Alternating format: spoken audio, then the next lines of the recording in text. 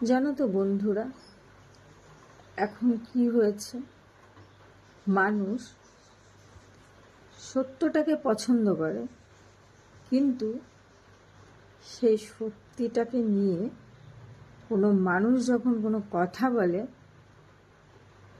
সেই সত্যি কথা বলা মানুষটাকে কিন্তু পছন্দ করে না। সত্যি কথা বললেই তুমি তার কাছে খারাপ হয়ে যাবে, কিন্তু সেই সত্যি কথাটা যখন সে সত্যটা যখন হয় তখন কিন্তু সবাই বলবে যে হ্যাঁ এই জিনিসটা এটা হয়নি, ঠিক হয়নি। কিন্তু সেইটা নিয়ে যখন কেউ মুখ খুলবে, সেই মানুষটা সবার চোখের বিষ হয়ে যাবে। ঠিক বললাম?